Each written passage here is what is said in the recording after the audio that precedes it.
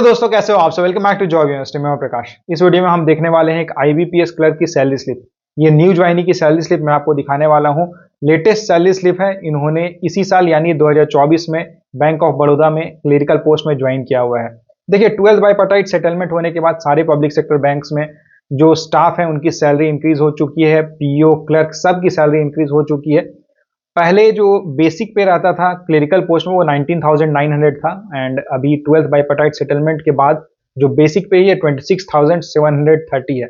और सारे कैलकुलेशंस जो होते हैं, सारे अलाउंसेस वगैरह के जो कैलकुलेशन होते हैं वो बेसिक पे के ऊपर ही होते हैं, तो इसलिए सारे अलाउंसेस भी इंक्रीज हो चुके हैं। तो चलिए डिटेल में जानते हैं। सबसे पहले मैं आपको सैलरी स्लिप दिखा देता हूँ। तो ये सैलरी स्लिप है बैंक ऑफ बड़ौदा के एक क्लर्क की, जिन्होंने इसी साल यानी कि 2024 में ज्वाइन किया हुआ है, जैसा कि आप यहाँ देख सकते हो। और ये जो सैलरी स्लिप है ये इसी मंथ यानी कि अगस्त की सैलरी स्लिप है। बैंक में क्या होता है कि प्रोविजनल वो सैलरी स्लिप जनरेट करते हैं, तो वही सैलरी स्लिप यहाँ पे आप देख रहे हो। यहाँ बेसिक पे मिला हुआ है 26,730 रुपीज। उसके बाद डीएनएस अलाउंस यानी कि डीए मिला है 4,584 रुपीज। डीए टाइमली इंक्रीज होता रहता है, क्वार्टरली इंक्रीज होता रहता है, जैसे जैसे महंगाई बढ़ेगी डीएनएस अलाउंस भी इंक्रीज होता रहता है। उसके बाद यहाँ न्यू स्पेशल अलाउंस एक मिला हुआ है 8,216 रुपीज। इसके अलावा एचआरए यानी हाउस रेंट अलाउंस यहाँ पे बना है 2,942 रुपीज। एचआरए जो होता है आपकी पोस्टिंग लोकेशन के ऊपर डिपेंड करता है। अगर आपकी पोस्टिंग किसी बड़े शहर में हो रही है तो वहाँ एचआरए ज्यादा मिलेगा, अगर आपकी पोस्टिंग छोटे शहर में तो वहाँ एचआरए आपको कम मिलता है। उसके बाद स्पेशल पे मिला हुआ है 1,970 rupees. North east special area allowance ये मिला है 4,400 रुपीज। और ये उन्हीं लोगों को मिलता है जिनकी पोस्टिंग नॉर्थ ईस्ट रीजन में होती है। अगर आपकी पोस्टिंग नॉर्थ ईस्ट रीजन में है तो आपको ये अलाउंस मिलेगा। और आपकी पोस्टिंग अगर कहीं और हो रही है, कि नॉर्थ में हो रही है, साउथ में हो रही है, या फिर कहीं और हो रही है ऑल इंडिया में, तो आपको ये नॉर्थ ईस्ट अलाउंस जो है ये आपको नहीं मिलता है। ठीक है, तो ये एक एक्स्ट्रा आप समझ लो कि 4,400 एक्स्ट्रा इनको मिल रहा है। उसके बाद ट्रांसपोर्ट अलाउंस मिला है 962 रुपीज। देखिए, ट्रांसपोर्ट अलाउंस अलग अलग बैंक में अलग अलग रहता है, अलग अलग अमाउंट रहता है। कुछ बैंक में वो क्या करते हैं कि अगर आपके पास व्हीकल है, टू व्हीलर है, तो आपको थोड़ा ज़्यादा अमाउंट मिलता है, और आपके पास फोर व्हीलर है तो आपको उससे ज़्यादा अमाउंट मिलता है। ये डिपेंड करता है, बैंक वाइज वेरी करता है, इसलिए किसी पर्टिकुलर बैंक के लिए आप ये फिक्स नहीं बोल सकते हो कि इतना ही अमाउंट मिलेगा। ठीक है, तो इनकी जो ग्रॉस सैलरी बनी है ये 49,804 रुपीज।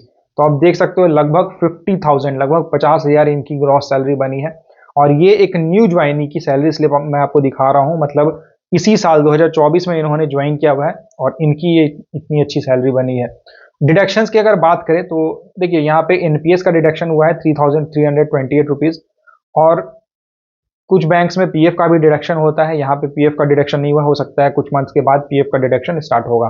और साथ ही साथ इनकम टैक्स का डिडक्शन भी होता है, लेकिन वो डिपेंड करता है कि आप किस स्लैब में आते हो। अगर इनकम टैक्स वाली स्लैब में आप आ रहे हो तो ऑब्वियसली फिर आपको इनकम टैक्स पे करना होगा।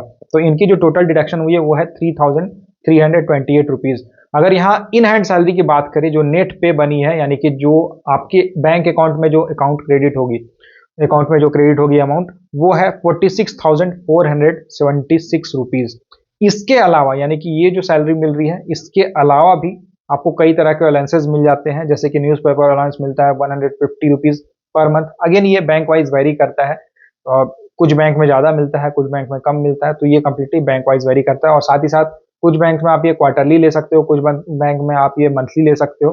तो ये वेरी करेगा कि आपकी पोस्टिंग किस बैंक में होती है, किस बैंक में ज्वाइनिंग होती है।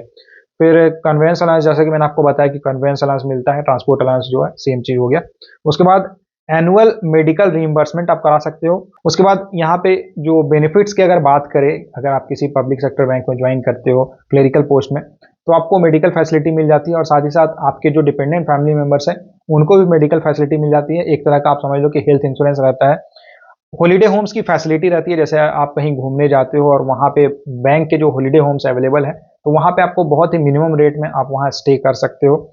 लीव फेयर कंसेशन आपको मिल जाता है। उसके बाद अगर आपके जो प्रिविलेज लीव्स जो इकट्ठा होते हैं वो आप इनकैशमेंट करा सकते हो। फेस्टिवल एडवांस मिलता है, और फेस्टिवल एडवांस की अच्छी बात ये रहती है कि यहाँ पे आपको कोई इंटरेस्ट नहीं पे करना होता है फेस्टिवल एडवांस अगर आप लेते हो। साथ ही साथ आप कार लोन, होम लोन ले सकते हो। और जब कार लोन या होम लोन आप लोगे तो वहां पे उस टाइम पे आपको ना केवल सिंपल इंटरेस्ट पे करना होता है, यानी कि ये बैंक स्टाफ के लिए ही केवल एक फैसिलिटी रहती है कि आपको केवल सिंपल इंटरेस्ट पे करना होता है, और मिनिमम अमाउंट रहता है। जैसे बाहर से अगर आप बैंक लोन लेते हो किसी दूसरे बैंक से, कार लोन लेना चाहते हो या होम लोन लेना चाहते हो, तो 10%, 12%, ऐसे करके इंटरेस्ट आपको पे करना होता है, वो भी कंपाउंड इंटरेस्ट रहता है। लेकिन यहाँ पे आपको केवल सिंपल इंटरेस्ट पे ही लोन मिल जाता है। तो ये थी एक पब्लिक सेक्टर बैंक के क्लर्क की सैलरी स्लिप एंड सारी डिटेल्स। इससे जुड़ा अगर आपका कोई सवाल रहता है इसके बारे में, अगर आपको और कुछ जानना है तो आप मुझे कमेंट करके पूछ सकते हो। वीडियो को लाइक जरूर करना, अपने फ्रेंड्स के साथ शेयर करना एंड चैनल को सब्सक्राइब कर लेना। Thank you.